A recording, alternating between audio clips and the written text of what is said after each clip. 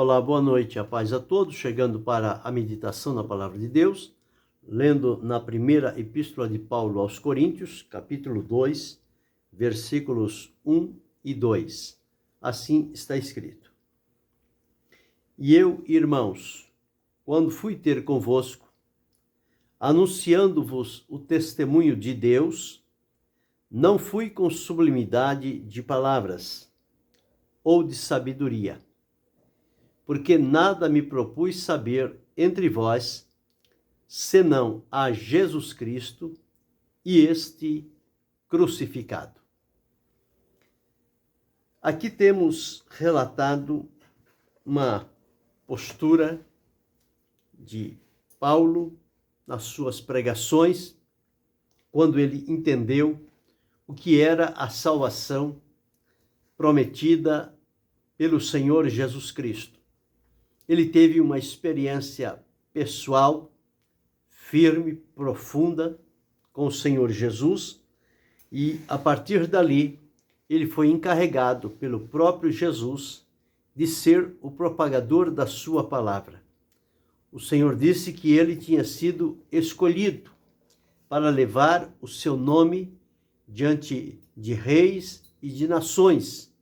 E assim aconteceu.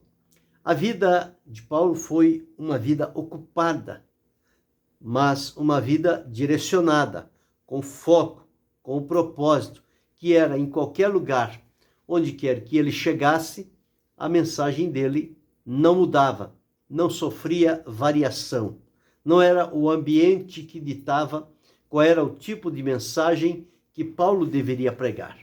Mas ele já estava certo de que, em qualquer lugar por onde ele chegasse, o tema dele era um só. Era Jesus Cristo e este crucificado. Porque na crucificação de Jesus se concluiu todo o plano estabelecido por Deus desde antes da fundação do mundo. Este plano que desde os primeiros que Deus escolheu e pelo Espírito Santo inspirou para escrever a sua palavra, desde os primórdios, o Senhor Deus já deixou claro que tudo aquilo era uma preparação, focando na pessoa de Jesus para o seu cumprimento e a realização da sua vida como um sacrifício agradável e aceitável diante do Senhor. Então, quando olhamos pelo Antigo Testamento, por este prisma de que Cristo é o tema central da Escritura, nós vamos entender que em cada livro da Bíblia há um aspecto, há uma forma de apresentação inclusa da pessoa de Jesus. Não diretamente, mas indiretamente. Então, isto se observa através dos profetas, dos escritos, das promessas, de tudo o que foi sendo revelado de maneira progressiva da parte de Deus, até que veio o tempo determinado. Então Deus enviou aí o seu Filho Jesus, e tudo aquilo que ao longo dos séculos vinha sendo escrito a respeito de quem seria o Messias, o que ele viria fazer, quem era ele, tudo aquilo então teve o seu cumprimento literal na vida do Senhor Jesus Cristo. Então, quando observamos por esse prisma, nós vamos encontrar que o Pentateuco, ele foi uma preparação para o advento de Cristo, através de Moisés, por quem Deus deu a revelação de todas as coisas, e naqueles livros, os 5 livros de Pentateuco, que são atribuídos à autoria de Moisés, que ele recebeu da parte de Deus. Então ali é uma preparação para o advento, porque vai trazer figuras a respeito do Senhor Jesus. Por exemplo, em Gênesis, ele é apresentado como sendo a semente da mulher, de onde descenderia um que esmagaria a cabeça da serpente. Isto era uma referência clara e direta da pessoa de Jesus, que viria num futuro próximo dentro do tempo de Deus. E por que haveria necessidade de ele vir? Porque o primeiro homem que Deus criou, ele transgrediu, ele desobedeceu, ele perdeu a comunhão que tinha com o Senhor Deus, e agora, para não ficar ao léu, Deus já tinha preparado, desde antes da fundação do mundo, este plano maravilhoso de que, através da mulher, da sua semente, nasceria um que viria para esmagar a cabeça da serpente. Isto fazendo referência à pessoa de Jesus Cristo. Quando observamos no livro de Êxodo, nós vamos entender que ali ele assume a figura do Cordeiro Pascal, o cordeiro que era retirado em determinada época do ano, era separado, depois era oferecido como sendo o Cordeiro Pascual, e o seu sangue era passado na verga e nos umbrais da porta, e a carne era comida em família. Isto falando sobre Cristo. Cristo, nossa Páscoa, foi sacrificado por nós. Quando encontramos em Levítico, que fala sobre o sacerdócio, as leis, os sacrifícios e o sacerdote, que era quem realizava aqueles sacrifícios diante de Deus, isso está falando de Jesus também como sendo o sacerdote, porém, não como sendo o sacerdote segundo a ordem de Arão, mas segundo a ordem de Melquisedeque. E à luz da Bíblia diz que Melquisedeque não tinha princípio de dia e nem fim de dias. E o sacerdote, ele só poderia vir da tribo de Levi. Porém, Jesus, como sacerdote eterno, ele veio da tribo de Judá. Então, é interessante observar isso, que é apresentado o sacerdócio e os sacrifícios através do livro de Levíticos. Então, ali a figura que temos do Senhor Jesus é a figura do sumo sacerdote. O sumo sacerdote era aquele, o único, que poderia entrar no Santo dos Santos e uma única vez por ano, no grande dia da expiação. Todos os demais só podiam entrar no pátio e no lugar santo, porém no lugar santíssimo, só o sumo sacerdote, uma vez ao ano. Quando chegamos em Números, nós vamos encontrar ali o povo pedindo água, e Jesus ali é identificado como a rocha ferida, de onde brotou, de onde saiu água para dessedentar os povos e as nações. E isto tornou-se claro quando foram verificar se Jesus realmente já estava morto, já tinha rendido o espírito na cruz do Calvário, e então furaram o seu lado com a lança, e daquele lado saiu sangue e água.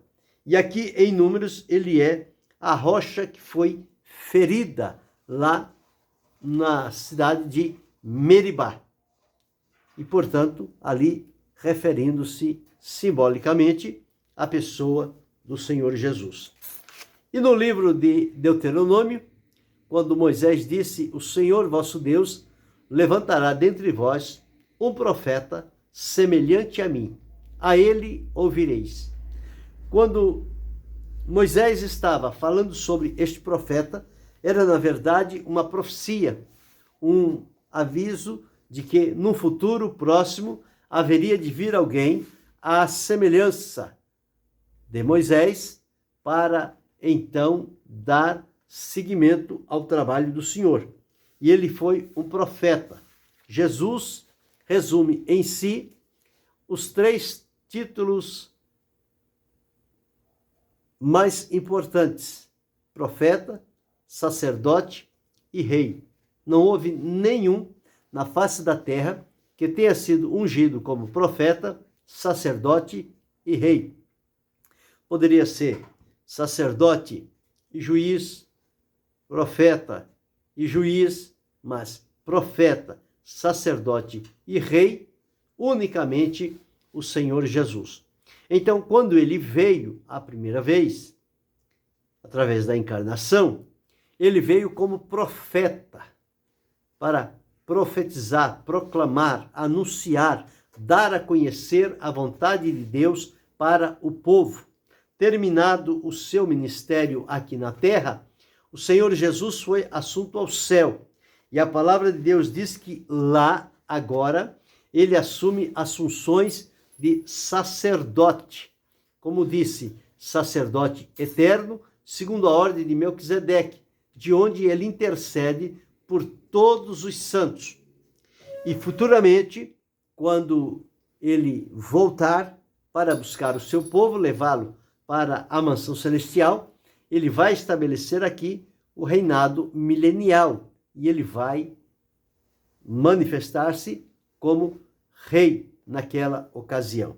Então, somente Jesus foi atribuído a ele as unções de profeta, sacerdote e rei. E depois do Pentateuco, nós temos os livros históricos, que são aqueles livros que vão trazer os fatos que foram na sequência, na continuada da caminhada, com altos e baixos, daquele povo que foi escolhido pelo Senhor para dar testemunho dele e manifestar-se como sendo luz para as nações, mas vamos observar que em vários pontos eles não se atentaram para a grande responsabilidade que Deus tinha colocado sobre eles e neste ponto eles falharam, eles não cumpriram o que Deus esperava da parte deles. Então, nos livros históricos, nós começamos com Josué. Josué, ele ali foi o capitão do exército de Israel e ali o Senhor Jesus é apresentado também como o capitão da nossa salvação. Então, como capitão, ele certamente é aquele que toma toda a dianteira para a realização do seu importante trabalho. Em Juízes, ele é apresentado como juiz, como legislador. Juízes foi o tempo dos libertadores, quando o povo em dificuldade clamava a Deus, Deus levantava um libertador, capacitava ele destruía, derrotava o inimigo e o povo passava a viver em paz por um período longo, de 20, 40 e 80 anos. Foi o tempo que o povo descansou-se dos seus inimigos em vários estágios. Em Ruth, ele é chamado o parente remidor, porque Ruth veio com Orfa e Ruth veio com Noemi, Ruth veio com Noemi, e Noemi tinha deixado Belém para ir peregrinar em Moabe. E aconteceu que no transcurso daquele período, de aproximadamente 10 anos, ela perdeu o marido, perdeu os filhos e retornou. Ao retornar, ela já não tinha mais as suas terras, o seu direito, a sua propriedade. E o que acontece então? A senhora se aproxima de Noemi e vem com ela, e certamente, quando procurou-se o parente remidor, Noemi, então, apresentou Ruth para que fosse aquela que receberia aquelas oportunidades da bênção. E Ruth, então, recebeu esta importante bênção através daquele rei que remiu e restituiu tudo o que era de Noemi. E ficou ali estabelecido, então, que o Senhor Jesus é o parente remidor. Ele é o nosso redentor. Ele nos remiu da concupiscência. Ele nos libertou da maldição do pecado, da condenação, do juízo eterno. Então, Jesus veio para todos nós como sendo o parente remidor, aquele que nós precisávamos que estivesse para nos socorrer, livrar e ajudar. E é exatamente isto que o Senhor Jesus veio para fazer aqui na terra. Em 1 Samuel, ele é chamado a pedra de Ebenezer. Significa, até aqui o Senhor nos ajudou. Até aqui, os dias em que estamos vivendo, o Senhor nos ajudou. Ele nos tem ajudado. Chegamos aonde chegamos pela fé, porque o Senhor tem nos ajudado. E isto referindo-se a 1 Samuel como sendo a pedra Ebenezer, o lugar aonde uma grande vitória de Deus foi colocada às mãos do seu povo diante dos filisteus que procuravam liquidar o povo do Senhor. Mas Deus guerreou por este povo e eles puderam então deixar este marco estabelecido. Até aqui nos ajudou o Senhor. Em 2 Samuel, ele é o Deus que se arrepende. Quando é que Deus se arrepende? Deus se arrepende quando ele profere uma sentença para o homem ou para a nação, e eles então, cai neles o temor a Deus, cai o arrependimento, eles se voltam para o Senhor, então aquele mal que o Senhor intentava fazer como consequência da iniquidade praticada por aquele povo, havendo agora um arrependimento sincero, Deus retém a sua ira e usa de misericórdia para com aqueles que reconheceram o erro e se voltaram para o Senhor. Em 1 Reis, referindo-se lá ao episódio de Elias, ele é o Deus que responde com fogo. E Jesus é aquele que ele disse que veio trazer fogo na terra. Então, em 1 Reis, ele é o fogo, o Deus que responde com fogo. Em 2 Reis, é o profeta que nós devemos confiar e saber que a palavra na boca dele é unicamente a verdade e nada mais que isso. Jesus veio como profeta. Tudo o que ele falou, pregou, proclamou e ensinou tem o seu respaldo na Escritura Sagrada. Isso porque, ao longo da palavra de Deus, nós encontramos que o tema central é a pessoa de Jesus. Por isso estamos tocando de relance nos livros bíblicos e como é que a figura de Jesus ali se apresenta. De verdade que são várias as figuras, vamos observar e ver, caso não seja possível, numa outra oportunidade, nós daremos seguimento a estas figuras que são apresentadas. Mas no livro de 1 Crônicas, ele é o registro divino, aquilo que foi determinado por Deus e está registrado. Significa que haverá cumprimento daquilo que está registrado. Em 2 Crônicas, ele é o descendente de Davi. Quando Mateus escreve Jesus, filho de Davi, isso é porque da descendência de Davi. É aquele que veio enviado como sendo o filho de Davi. E em vários pontos as pessoas, quando clamavam a Jesus, diziam: Jesus, filho de Davi, tem misericórdia de mim. Então veja a ligação profunda que Jesus teve com Davi. Davi veio primeiro, Jesus veio depois, mais de 1000 anos depois de Davi. Mas a esta ligação, a este elo, por conta das promessas de Deus, prometidas e que haveriam de se cumprir, e que cumpriram-se no Senhor Jesus Cristo. Em Esdra, ele é o reconstrutor das muralhas que foram derrubadas, o muro que foi derrubado, foi posto a fogo. Ele é aquele que é o restaurador, que vem refazer, que vem reconstruir, que vem dar um novo recomeço. Este refere-se ao Senhor Jesus Cristo. Em Neemias, ele é como o copeiro, aquele que está a serviço do rei. Jesus veio aqui a serviço do rei, o seu pai, o nosso Deus. Em Esther, ele é comparado como sendo o Mardoqueu, aquela pessoa que não se curvava diante do inimigo para prestar-lhe continência, mas, por outro lado, mantinha no coração a fidelidade e o comprometimento de permanecer fiel em todos os dias da sua vida diante do Senhor. E Mardoqueu foi aquele homem que livrou o rei da morte e foi também aquele que foi coroado, foi honrado publicamente. Jesus, quando veio, ele veio para nos livrar do castigo, da morte, da condenação.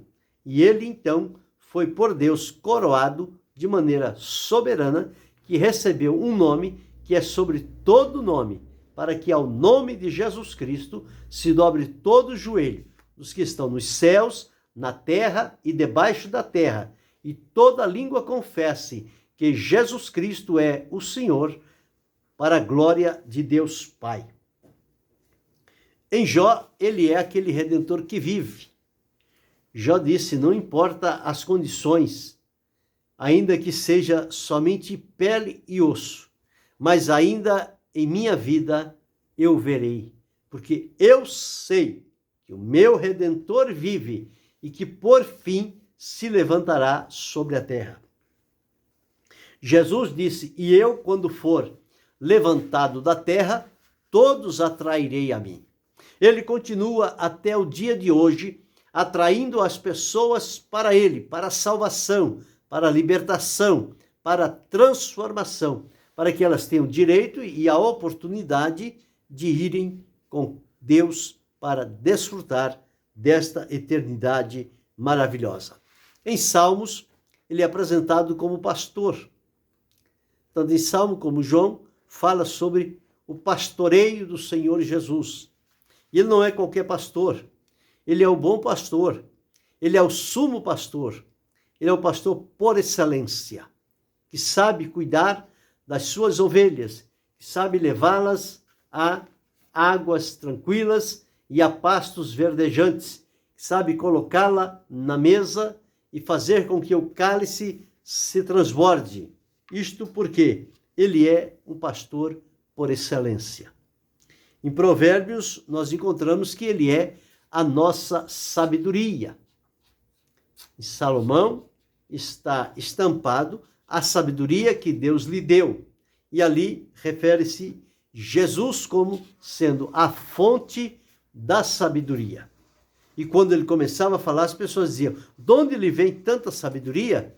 Não vem de lugar nenhum. Sabedoria era dele mesmo. Deus, como Deus, ele tem toda a sabedoria.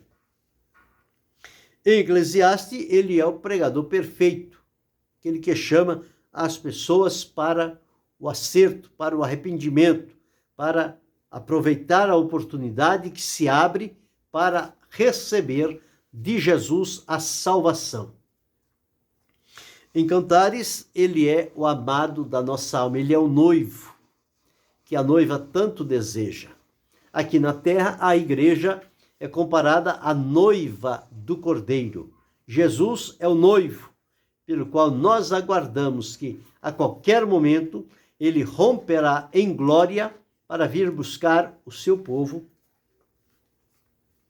e levar a sua mansão celestial.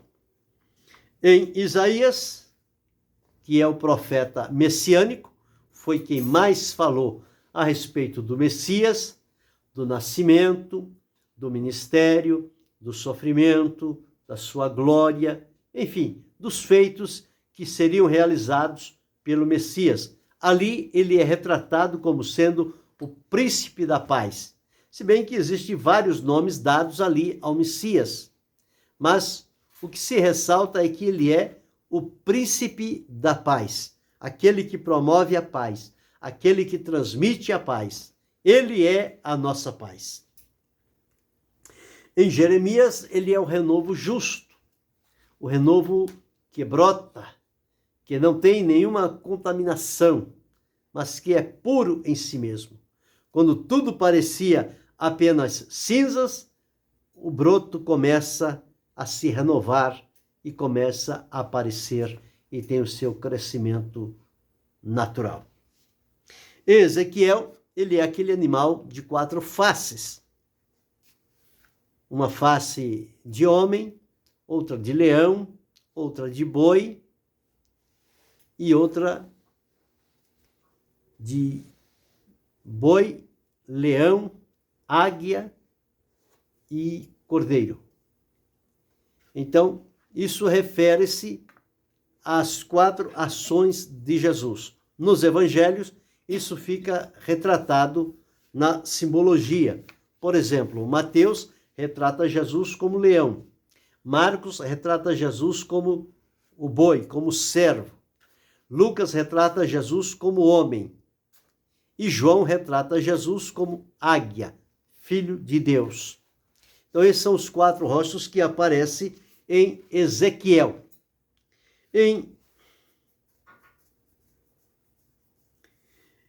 Em Daniel, ele é o 4º homem da fornalha. Quando os 3 jovens foram lançados naquela fornalha, e o rei, ao observar, viu 4 e disse: o 4º é semelhante ao Filho dos deuses. Na verdade, era o Senhor Jesus apresentando-se para dar livramento, mesmo em meio da fornalha, diante daquele povo. Então, aí até esses profetas maiores, nós encontramos toda esta significação de Jesus. Por isso que Jesus é o tema central da Escritura, porque se buscar entender o teor de cada livro, de cada Escritura, nós vamos entender que há ali uma figura identificando o Senhor Jesus para aquele escritor, para os leitores daquele livro e o certo para os nossos dias. Isto fica como o preparativo do que Deus fez ao longo de todo o Antigo Testamento para cumprir-se em Jesus. Aí vem então os profetas menores, que são de Oséias até Malaquias, onde Oséias, ele é o marido fiel. Em Joel, ele é o que batiza com o Espírito Santo. Em Amós, ele é o carregador dos nossos fardos. Em Obadias, ele é o Todo-Poderoso. Em Jonas, ele é o nosso missionário. Em Miqueias, ele é o mensageiro dos pés formosos. Em Naum, ele é o vingador dos eleitos. Em Abacuque, ele é o evangelista de Deus. Em Sofonias, ele é o Senhor de toda a terra. Em Ageu, é o desejado de todas as nações. E em Malaquias e em Zacarias, ele é a fonte aberta na casa de Davi, uma fonte de graça. E em Malaquias, ele é o sol da justiça, que vai resplandecer. Passado este período todo do Antigo Testamento, que foi a preparação para a vinda do Senhor Jesus, surge agora o tempo, a época do ministério de Jesus, pela qual os 4 evangelistas, olhando cada um ponto de vista diferente do outro, apresenta Jesus para povos específicos. Então, nos evangelhos se deu a manifestação do Senhor Jesus Cristo, através da pregação, do ensino e dos milagres que foram realizados por Jesus. Ali se deu a manifestação do Senhor Jesus Cristo. Quando chegamos em Atos, que é o livro histórico do Novo Testamento, que fala sobre a propagação do Evangelho pelas cidades aonde os discípulos e apóstolos chegaram e anunciaram, estabelecendo ali a obra do Senhor. Então, em Atos, nós observamos a propagação do Evangelho por meio da igreja, a quem Jesus constituiu para ser a propagadora da sua palavra. E a igreja precisa ser fiel a este importante trabalho de anunciar Jesus Cristo para tantos quantos possam ouvir e crer nele e recebê-lo como Senhor e como Salvador. As epístolas são problemas que surgiram e os apóstolos receberam estes problemas e receberam de Deus a solução. Portanto, as epístolas, elas sintetizam e fundamentam a doutrina de Cristo, que foi pregada, foi ensinada, foi demonstrada, mas agora, através da epístola, ela é, então, fundamentada e colocada à disposição do povo para o ensinamento, para o fundamento da fé, que é a doutrina de Cristo. E, por fim, vem o Apocalipse, que será o clímax, ou seja, a consumação de todas as coisas. E lá, o Senhor Jesus, ele é apresentado como sendo o alfa e o ômega, o primeiro e o último. Então, antes dele nenhum e depois dele nenhum. Então, a razão por que Paulo, quando foi à igreja de Corinto, em dizer, nada me propus saber entre vós, senão Jesus Cristo, este crucificado, ele estava com certeza entendendo qual era o propósito de Deus desde o início até o fim da revelação da sua palavra, que é trazer, focalizar, colocar diante das pessoas a pessoa de Jesus Cristo. No Antigo Testamento, como figura. No Novo Testamento, com a vinda de Jesus, como o referencial, o modelo, para que possamos olhar para Jesus e seguir por suas pisadas, porque diz a palavra que ele deixou-nos as suas pisadas para que nós possamos seguir pelos seus exemplos. Então, em Jesus, encontramos vida, encontramos perdão, encontramos libertação, transformação, saúde, salvação, libertação e vida eterna. Tudo isto nós encontramos na pessoa maravilhosa de Jesus. Então, quando vamos olhar de maneira sintética, nós podemos, então, observar estes pontos nos quais o Senhor Jesus foi apresentado de 5 maneiras. No Antigo Testamento, a preparação de Cristo, através do Pentateuco, históricos, poéticos e proféticos. Segundo ponto, através dos evangelhos, Jesus demonstrando o seu poder e a sua obra. Terceiro, através dos Atos dos Apóstolos, quando a igreja entendeu a ordem de Jesus e ela deu continuidade com fidelidade e obediência. As epístolas, onde a doutrina, o ensinamento de Jesus foi colocado como fundamento para a sua igreja, para a edificação e o crescimento espiritual. E o Apocalipse, que será para o futuro o clímax, a conclusão de todo o plano redentivo estabelecido por Deus para bem da humanidade. Se bem soubessem o amor e o preparo que Deus fez para colocar à disposição da humanidade a salvação através de Jesus, certamente as pessoas correriam para Cristo. E por que não fazem? Não fazem porque estão dominados pelo pecado e os seus entendimentos foram cegados pelo inimigo para que neles não resplandeça o evangelho da glória de Deus e eles venham ter um encontro pessoal com Jesus, que disso resultará a salvação da sua alma. Portanto, aqueles que em vida receberam a Cristo, entenderam este propósito, estão debaixo da potente mão do Senhor, vivendo à luz da revelação da sua palavra e da obra feita por Jesus, consumada na cruz do Calvário, eles agora têm acesso e oportunidade de chegar diretamente à presença de Deus, pois o Cristo que foi prometido, ele veio, realizou o seu trabalho e Deus agora aceitou como favorável e coloca à disposição da humanidade. E todos quantos entram por este caminho terão este encontro maravilhoso com Jesus, a semelhança de Paulo, quando teve encontro lá indo para Damasco, Jesus marcou encontro com ele, aquele encontro marcou profundamente a vida de Paulo, que desde o primeiro instante da sua conversão até o último fôlego de vida que Deus lhe deu, ele respirava Jesus, ele vivia Jesus, ele imitava Jesus, ele falava sobre Jesus. E esse deve ser um exemplo para nós que estamos dando seguimento a esta obra do Senhor Jesus nos dias em que vivemos, e precisamos também priorizar Jesus em todas as nossas falas ou oportunidades que precisamos anunciar a Jesus. Podemos começar em qualquer lugar da Escritura, mas precisamos fazer a transição e levar o assunto para Jesus.